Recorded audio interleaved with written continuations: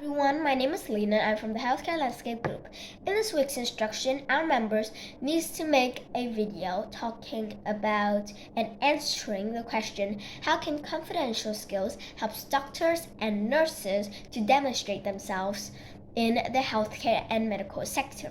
So in this video, I'm going to answer that question and also talk about how can doctors and nurses demonstrate themselves effectively in the healthcare and medical environment. So let's begin.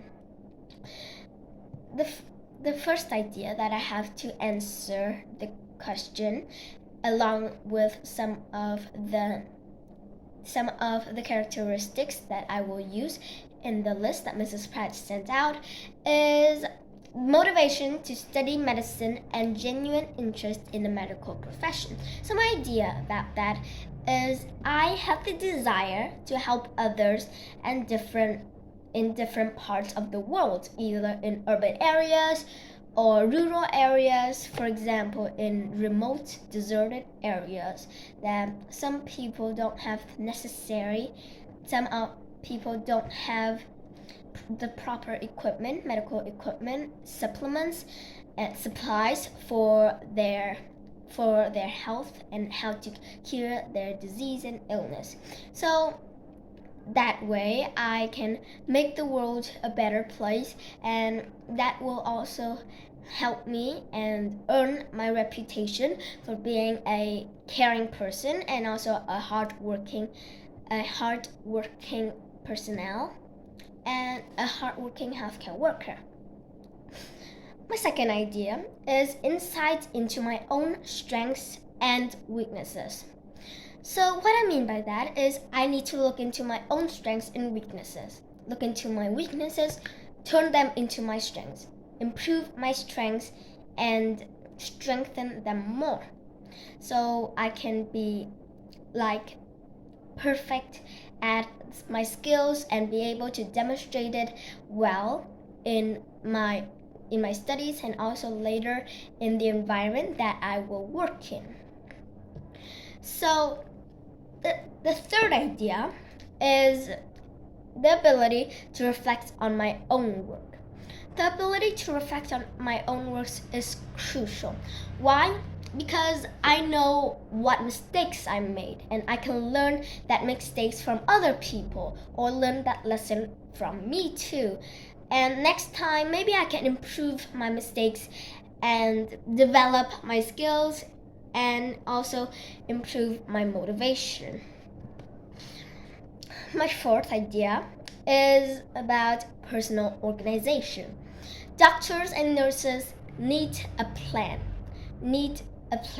and a paper planner to plan their schedule, what time do they do that work, or what time do they eat dinner, to stay on track and stay on time too, so they can stay organized and maybe also have a good organize their time in their working area, the hospital, and also balance their time between their family, their friends, and their work.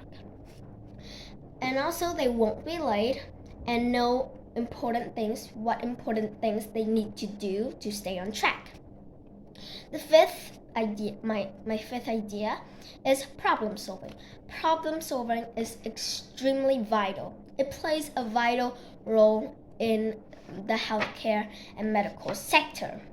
Why? It helps me and other people to become innovative and independent by learning through experiences, learning through my mistakes, and maybe improve next time to be better at it, and also turn that weakness into my own strengths, and diagnose in an efficient manner. So what I mean by that is improve myself to have the manner of a diagnose, know how to diagnose people with a proper cure and what disease do they have. My sixth idea is the ability to deal with uncertainty. in difficult times or in challenging times, I know the strategies and solutions to deal with that problem. Maybe in a surgery something went wrong and I need to have a solution to that problem to be able to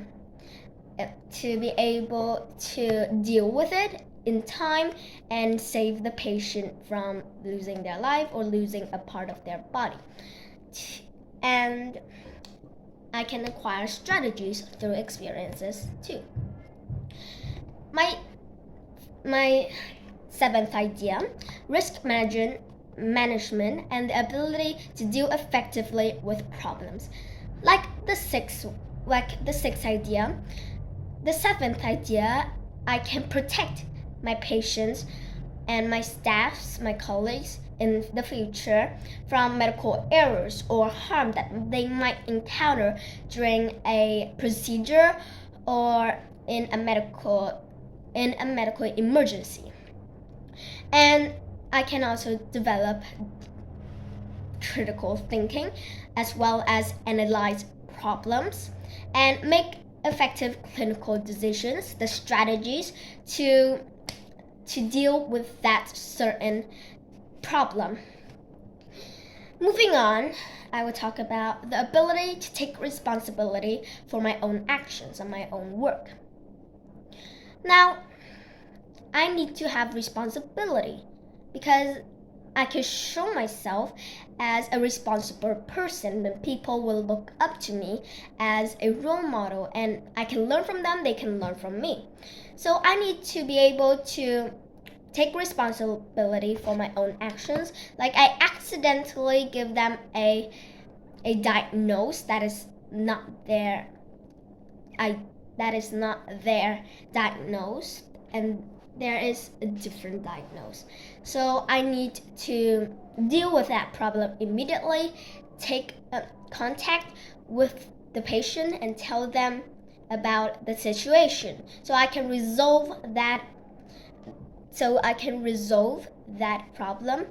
Or if it is too late, I need to take responsibility for my own work because I need to be honest to be a good healthcare worker, like my goal. My then insight into my own health, my ninth idea. Well, if I have personal insight allows me to evaluate my skills, improve my skills as well as my qualities, and identify if I can learn or not and if I can improve more, because I need to look after my health as well as my patients, but I need to put those first. That is, I need to look at my health first to be able to deal with my patients, the illness, because my health is important, crucial.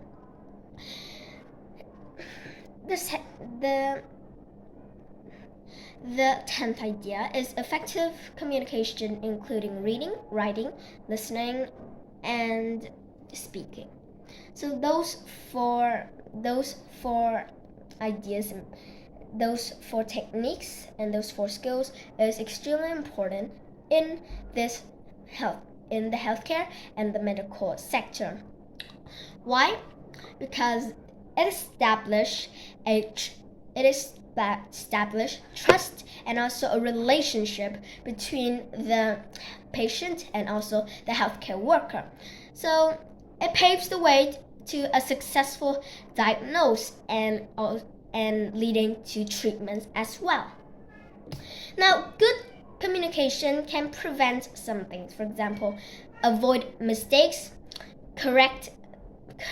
make sure that correct information is passed on to the patient and to the colleagues, and the procedures are followed properly, and avoid the mistakes as much as possible. Then, teamwork.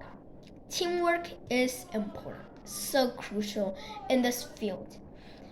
The team needs to have a goal and need to work toward it.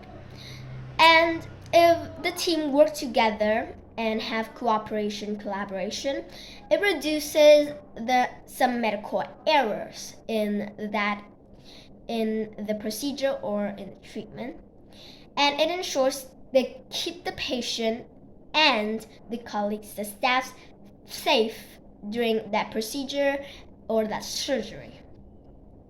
The 12th idea is the ability to treat people with respect. Respect is one of the main characteristics of doctors. Doctors must have respect for their patients as well as their colleagues, because they can gain trust from them, and people can be honest with them, and also I can earn a good reputation for being an honest, for being a respectable person. I can improve clinical outcomes in the future, create satisfaction with the patient's care, and patients feel cared for and they feel satisfied with their treatment and their care. And that can also create a healthy environment which the staff and the patient both work together. Last but not least, resilience and the ability to deal with difficult situations. In the future, both in my studies while I'm at medical university or college, and after that, when I will work as a healthcare worker, resilience is important for me in those two situations and those two things that I will encounter in the future.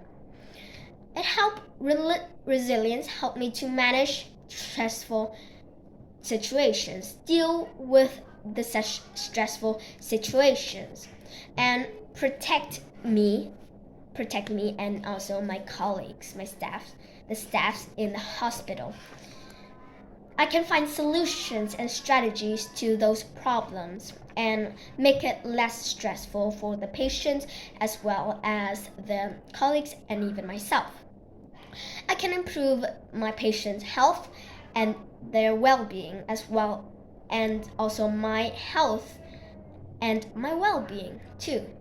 So these are all my ideas that I take from the list that Mrs. Pratt sent out into the group, and I work on them to dive deeper into each idea to be able to answer the question that Mrs. Pratt sent out and I sent out into the instruction.